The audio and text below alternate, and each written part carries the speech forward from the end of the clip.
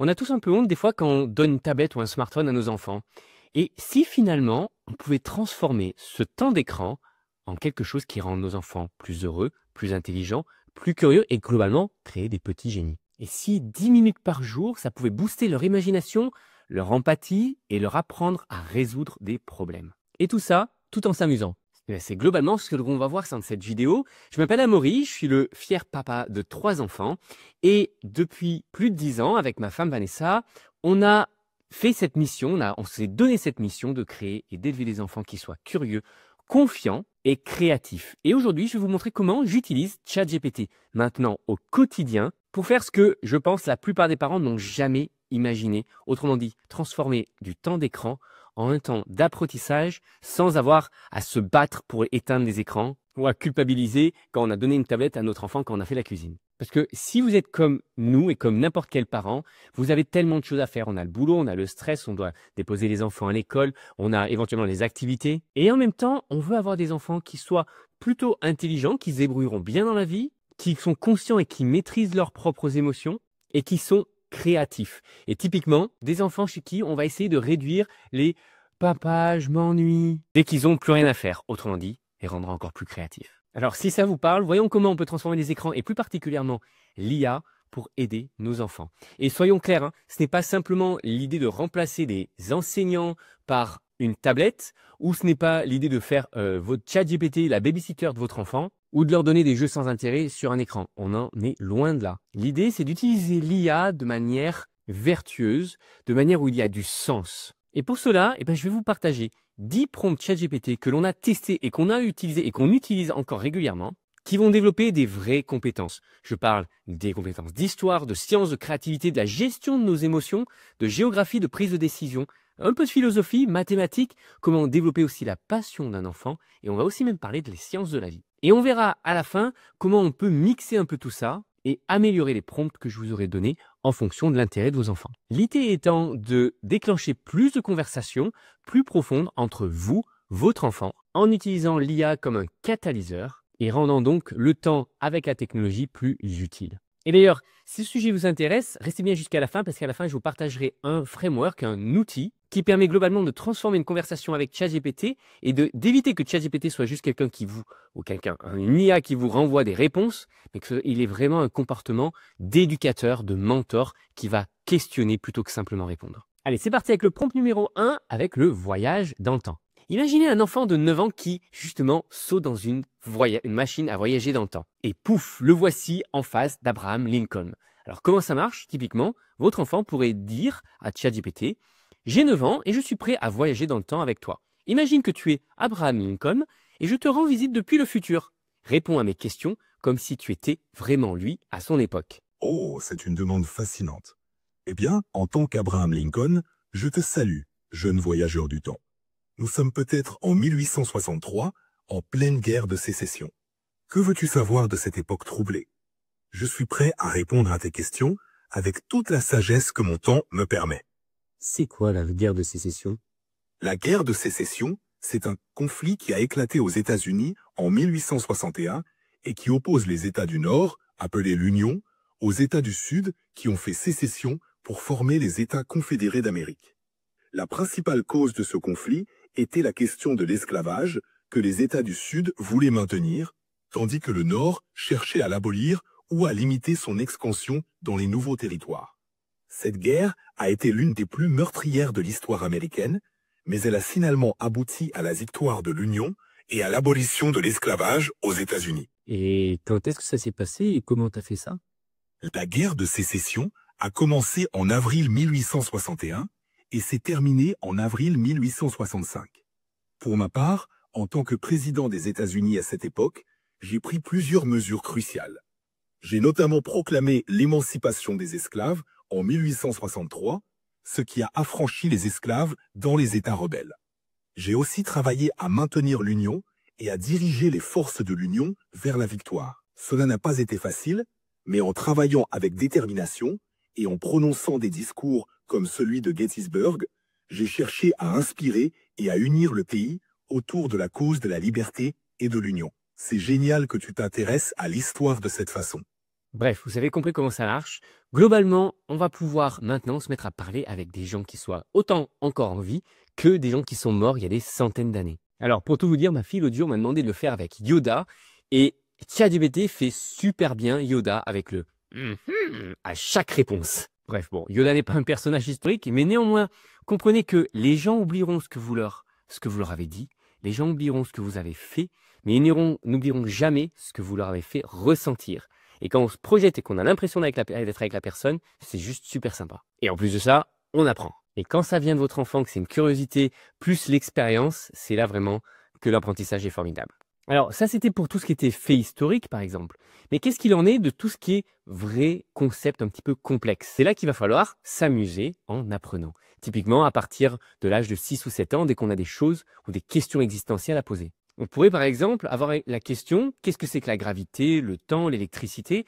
qui sont généralement des questions un peu ennuyeuses et pour nous parents pas forcément faciles à expliquer et on pourrait demander à ChatGPT de les expliquer avec un peu d'humour. Par exemple, on pourrait dire avec notre enfant à ChatGPT « ChatGPT, j'ai 7 ans, est-ce que tu peux m'expliquer ce que c'est la gravité avec un exemple vraiment drôle que je n'oublierai pas ?» Bien sûr. Imagine que la gravité, c'est comme si la Terre était un énorme aimant super puissant et que toi, tu es une petite cuillère en métal. Quand tu sautes, l'aimant te dit « Hé, reviens ici !» et il t'attire vers le sol.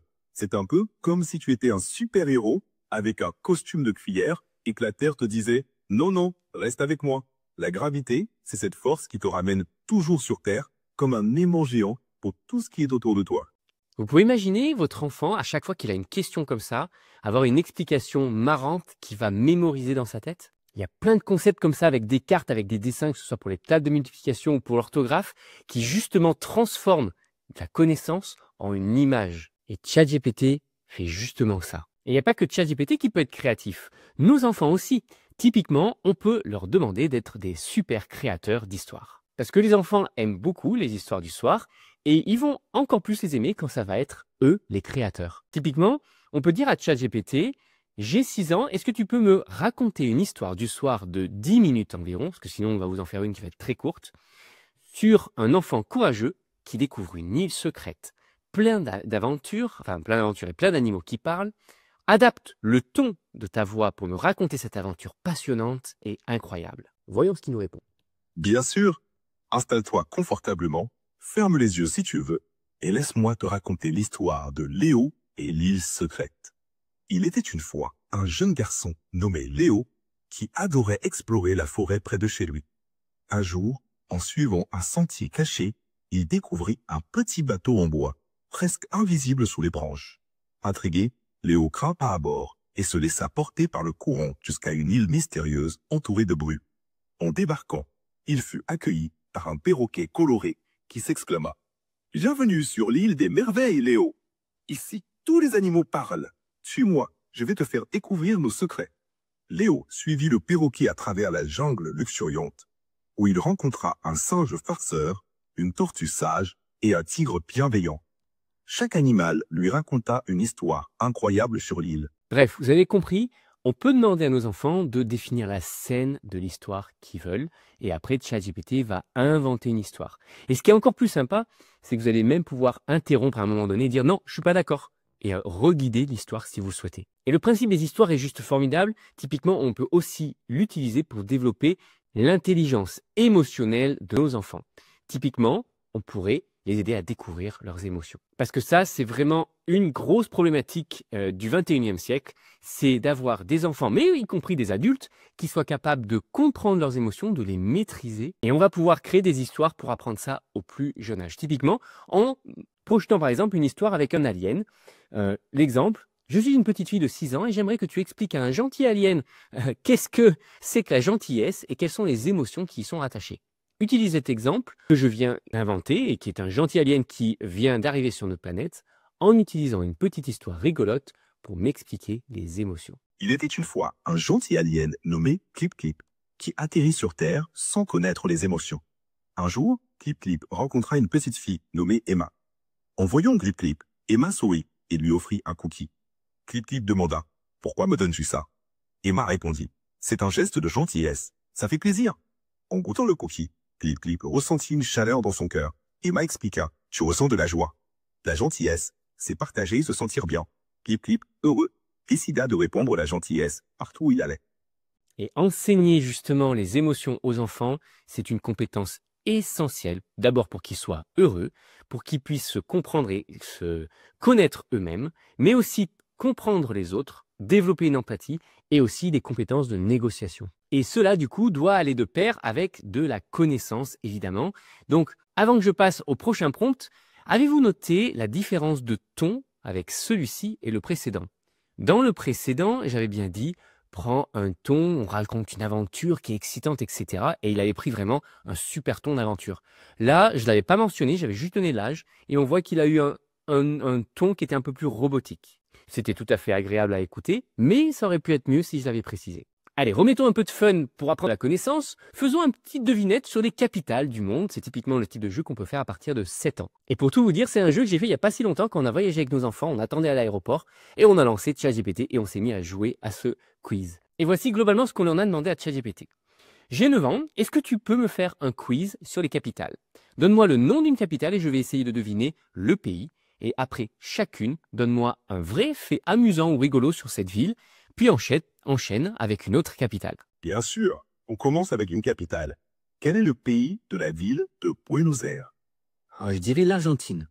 Bravo, Buenos Aires est bien en Argentine. Fun fact, à Buenos Aires, il y a un café où l'on peut boire un maté servi par des perroquets. Prêt pour une autre? Quelle est la capitale de l'Égypte? Le Caire? Exactement, c'est le Caire. Fun fact, le Caire possède le plus ancien et le plus grand marché du Moyen-Orient, le Khan el-Khalili, où tu peux trouver toutes sortes de trésors. On enchaîne? Quelle est la capitale de la Norvège? Oh, j'en ai aucune idée. Pas de souci. Un indice, cette ville est aussi le lieu où est remis le prix Nobel de la paix. Oslo? Exact, c'est Oslo. Fun fact, à Oslo, il y a un parc avec plus de 200 sculptures, toutes plus originales les unes que les autres. Le parc Libioland. Bon bref, vous avez vu que j'étais pas très bon en géographie et on l'espère, mais nos enfants le seront, mais plus que moi en tout cas. Et ce qui est super sympa avec ce type de jeu, c'est que on apprend en s'amusant. Et on peut le faire avec d'autres choses. Typiquement, on peut le faire avec les monuments célèbres aussi. On pourrait avoir un prompt comme celui-ci. Décris-moi un monument célèbre et je vais essayer de deviner lequel c'est. Et si je bloque, donne-moi des indices et toujours raconte un petit fait historique, amusant, rigolo, avant de passer à un autre. Donnez bien l'instruction, puis passe à un autre. Comme ça fait qu'on n'a pas besoin de relancer à chaque fois. Bon, pour celui-ci, vous devinez globalement ce que ça va faire. Je ne vais pas le refaire également. Passons maintenant au suivant où on va faire que vos enfants vont devenir les héros de l'histoire. Alors, je sais pas vous, mais moi, quand on était gamin, on avait ces bouquins où justement, on était le héros et on choisissait d'aller à telle page ou telle page en fonction du choix qu'on faisait. Et bien là, c'est aussi simple que ça, encore plus simple que ça, en demandant typiquement à ChatGPT, salut ChatGPT, j'ai 7 ans, crée une histoire, ou créons une histoire ensemble où je suis le héros. Tu commences l'histoire, puis toutes les 20 ou 30 secondes environ, tu me laisses faire le choix de ce qui va se passer ensuite. Bien sûr, Amaury. Alors, c'est parti pour l'aventure. Tu es un explorateur intrépide et tu viens de découvrir une carte mystérieuse menant à un trésor caché dans la forêt enchantée. Alors que tu suis le sentier, tu arrives à une clairière où se trouve un arbre centenaire aux branches dorées. 2 chemins s'offrent à toi. L'un mène vers une grotte sombre, l'autre vers une rivière scintillante. Que choisis-tu? La grotte ou la rivière? Je choisis la grotte. Parfait. Tu t'aventures dans la grotte sombre. À l'intérieur, l'air est frais et humide. Tes pas résonnent sur le sol rocailleux. Et tu aperçois des lueurs scintillantes au loin. En t'approchant, tu découvres un coffre ancien, mais il est protégé par une énigme gravée. À côté, un petit passage étroit semble mener plus loin dans la grotte. Que fais-tu? Tentes-tu de résoudre l'énigme du coffre ou continues-tu par le passage étroit? Allez, je vais tenter l'énigme. Très bien. Tu te concentres sur l'énigme gravée sur le coffre. Bref, vous avez encore compris, c'est super marrant, ça invente plein d'histoires complètement farfelues, on s'est bien amusé avec, et globalement ça développe certaines compétences. La prise de décision, typiquement c'est la compétence principale qu'on va retrouver chez les managers. Ça développe une certaine logique, tout en étant dans un environnement complètement safe, sécurisé. Et si votre enfant en demande encore plus, on peut pousser les choses encore plus loin, on peut aller faire jusqu'à de la philosophie. Et si on les questionne un peu, vous verrez que nos enfants aiment bien réfléchir à ce type de questions. Par exemple, pourquoi est-ce que c'est important de partager? On pourrait le demander à ChatGPT. Est-ce que tu peux parler de grandes questions de la vie? Par exemple, pourquoi c'est important de partager? Est-ce qu'on doit toujours partager? Donne-moi plusieurs points de vue et discute de ça avec moi. Sale puce, c'est super que tu t'intéresses à ce genre de questions. Alors, pourquoi partager est important? D'abord, partager permet de créer des liens avec les autres. Quand tu partages, tu montres que tu es généreux et que tu penses aux autres. Ça peut aussi aider à résoudre des problèmes, parce qu'en partageant des idées, des ressources ou du temps, on peut accomplir plus de choses ensemble. Et toi, tu as déjà ressenti cette satisfaction en partageant quelque chose? Oui, mais je me demande si justement je partage pas trop des fois. C'est une bonne question. C'est important de trouver un équilibre. Partager, c'est super, mais il faut aussi savoir garder des choses pour soi, surtout si ça te fait du bien. Peut-être que tu pourrais réfléchir à ce qui te rend heureux quand tu partages et ce qui te pèse. Comme ça, tu sauras mieux doser. Tu as un exemple en tête? Bah typiquement mon goûter à l'école, des fois j'ai trop de copains qui me demandent un morceau et j'en ai presque plus pour moi, alors que j'aimerais bien finalement profiter de mon goûter. Je vois ce que tu veux dire. C'est normal de vouloir profiter de ton côté aussi. Peut-être que tu peux expliquer gentiment à tes copains que tu veux bien partager un peu, mais que tu as aussi besoin de garder une partie pour toi. En fixant des limites, tu montres que tu es généreux tout en prenant soin de toi. Tu penses? Bref, et on peut laisser nos enfants comme ça philosopher avec l'IA. Évidemment, il faut toujours être à côté. En tout cas, moi, ça me fait plaisir de partager. Dites-moi si vous aussi, ça vous fait plaisir de recevoir tout ça en petit commentaire sous la vidéo sous YouTube, sur YouTube, je veux dire. Alors maintenant qu'on a poussé vraiment loin, on va revenir à un petit jeu. On va globalement faire des maths en s'amusant. Et oui, parce que les maths, ça peut aussi être plus rigolo que simplement un tableur ou des tables de multiplication.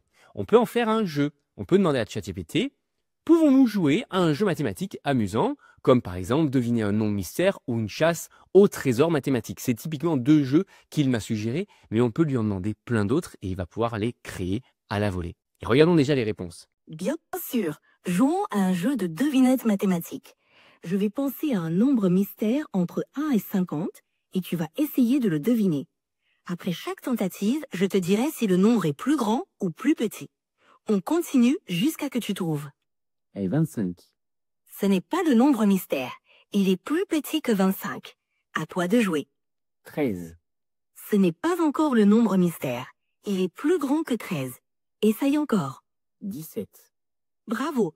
Le nombre mystère était bien 17. Tu as l'œil. On peut essayer un autre jeu ou une nouvelle devinette si tu veux. On fait un autre jeu? Bien sûr, on peut faire une chasse au trésor mathématique. Je vais te donner des petites énigmes mathématiques et chaque réponse correcte te rapprochera du trésor. Prêt pour la première énigme? Oui. Super. Voici la première énigme. Si tu ajoutes 5 à un nombre et que tu obtiens 12, quel est ce nombre? 7. Exactement. Le nombre est 7. Bravo. Passons à la prochaine énigme.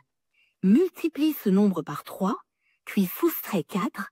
Quel est le résultat? 17. Exactement. Bref, vous avez compris, ça fait vraiment développer la logique, évidemment les compétences mathématiques. Ça permet aussi de s'amuser un petit peu. Et les enfants sont généralement assez fiers de montrer qu'ils ont réussi la chasse au trésor, etc.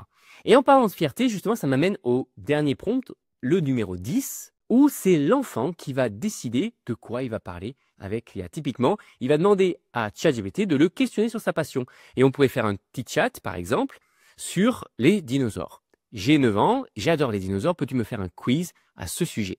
Après chaque réponse, donne-moi un fait intéressant ou amusant, toujours la même histoire, avant de passer à la question suivante. Première question.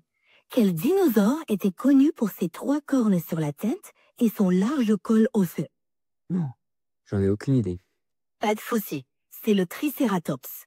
Ce dinosaure herbivore avait 3 cornes et un collerette osseuse pour se protéger des prédateurs. C'est intéressant. Le Triceratops vivait à la fin du Crétacé, en même temps que le T-Rex. Prêt pour la question suivante? Oui, mais avant, pourquoi il utilisait ces espèces d'ailerons sur le côté? Comment il utilisait ça pour se défendre? Excellente question. Les grandes collerettes osseuses du Triceratops servaient probablement à impressionner les rivaux ou les prédateurs, et peut-être à réguler leur température corporelle. Elles pouvaient aussi servir de protection pendant les combats contre des carnivores comme le T-Rex. En gros, c'était un peu comme un bouclier naturel. Ok, intéressant. Alors là, on se rend compte que ce n'est pas simplement un jeu où on a des questions-réponses, on a un vrai interlocuteur. Typiquement, elle me dit on passe à la suivante, je lui dis non, mais attends, j'ai une question. Et du coup, hop, elle répond exactement à tous mes points, comme si je parlais à quelqu'un dans un musée qui m'expliquait ce que c'était les dinosaures. Peut-être d'ailleurs qu'il faudrait que j'aille plus souvent ou que j'en parle plus souvent, parce que c'est clairement pas mon sujet. Et ce qui est juste génial ici, c'est que c'est l'enfant qui a voulu apprendre. Et là, vous avez tout gagné en tant que parent. Il a développé une certaine passion, un certain intérêt, et c'est lui qui est allé se questionner et qui est allé creuser un certain sujet. Allez, et apparemment, vous aussi, vous aimez bien apprendre, donc c'est pour ça que je vais vous en donner encore un de plus, un petit bonus. Le numéro 11, typiquement, un petit jeu, devine un animal de l'âge de 5 à 8 ans, parce que les enfants aiment beaucoup deviner typiquement à cet âge-là. Et donc, le chat pourrait ressembler à ceci. J'ai 6 ans, on joue, tu décris un animal et j'essaie de deviner lequel c'est. Si c'est trop difficile, donne-moi des indices. Et quand j'ai deviné, comme d'habitude, raconte-moi un fait amusant, puis fais-le à nouveau. Alors, comme d'habitude, il va vous faire deviner un animal avec une longue trompe, etc., qui vit en Afrique, blablabla. Vous avez compris comment ça allait fonctionner. Ce qui est super pour des enfants typiquement entre 5 et 10 ans, c'est qu'on va pouvoir faire ce jeu-là avec des animaux, des légumes, des fruits, des arbres, des fleurs, des poissons et même des objets que l'on peut trouver au quotidien dans notre maison, dans une boîte à outils ou dans la ville. Et donc c'est un jeu qui est sans limite pour développer le vocabulaire de vos enfants. Ça va non seulement leur apporter du vocabulaire, mais ça va les aider à prêter attention à certains détails, typiquement sur certains poissons ou certains animaux. Ça développe leurs compétences de déduction et tout en s'amusant. Et alors là, on est très très loin des enfants qui passent un temps devant un écran de manière passive à juste consommer du contenu qui de toute façon est soit inutile, soit qu'ils ne mémoriseront pas. Ils sont là en co-création avec l'IA, ils font une vraie collaboration. Allez, avant de conclure cette vidéo, revoyons rapidement pour aller plus loin. 1. Encouragez toujours vos enfants à inventer leur propre prompt. Laissez-les demander des questions, poser des questions à ChatGPT et aller loin. Laissez-les exprimer leurs idées les plus folles, les plus farfelues. De toute façon, il n'y a pas grand risque, vous restez à côté, vous surveillez quelles sont les réponses qui sont apportées. C'est vraiment à ce moment-là qu'on aura le meilleur apprentissage. Étape numéro 2, vous mixez les prompts entre eux. Typiquement, on va peut demander à ChatGPT de créer une histoire dont on est le héros, mais avec un voyage dans le temps, qui intègre potentiellement de vrais personnages de l'histoire. Et alors là, les possibilités sont juste infinies. Et troisième étape, soyez toujours là, vous, en tant que parent, pour guider, mais pas forcément contrôler. L'idée, c'est pas de tout automatiser l'apprentissage, c'est de laisser une certaine part de créativité se faire entre votre enfant, l'IA, et vous. Et n'oubliez pas, c'est des super moments où vous allez co-créer, vous allez discuter et ça doit générer aussi l'interaction entre vous et votre enfant. Allez, petit récap, on a exploré comment faire l'IA un vrai partenaire de jeu dans le développement de votre enfant. On a découvert non pas 10 mais 11 prompts super puissants pour cultiver la curiosité, la créativité, l'empathie et les compétences utiles pour leur vie future. On a appris à transformer le temps passé devant les écrans en ce que je vais appeler un smart time. Et si vous êtes déjà senti coupable de donner une tablette ou un smartphone à un enfant, eh bien, ne le soyez plus, c'est tout simplement que vous n'aviez pas les bons outils. Maintenant, vous connaissez un nouvel outil qui est juste extraordinaire et qui peut vraiment aider votre enfant à développer plein de nouvelles compétences. Et ce qui est top, c'est qu'en plus, quand ils commencent à apprendre à le faire par eux-mêmes, là, c'est vraiment vertueux. Et juste avant qu'on conclue finalement cette vidéo, juste sachez que nous avons développé un framework, un outil qui s'appelle AI Cares, qui est disponible sur notre site web gratuitement et qui permet justement de recadrer une conversation entre ChatGPT et un enfant pour la rendre plus sécurisée et surtout que le ChatGPT se comporte comme un vrai éducateur, comme un mentor qui va poser des questions, challenger l'enfant à trouver les réponses par lui-même plutôt que simplement donner des réponses tout crues dans le bec. Si ça vous intéresse, allez sur notre site lekids.com. Et si vous avez aimé cette vidéo, n'oubliez pas de vous abonner à notre chaîne. D'ailleurs, nous allons prochainement faire une nouvelle vidéo sur la raison numéro 1 qui fait que les parents n'utilisent pas l'IA correctement pour justement faire de ChatGPT une conversation sécurisée qui a du sens et qui va avoir un vrai but pédagogique et d'apprentissage. On approfondit ce sujet-là dans la prochaine vidéo. Et en attendant, n'hésitez pas, un petit pouce levé, on s'inscrit et je vous dis à très vite.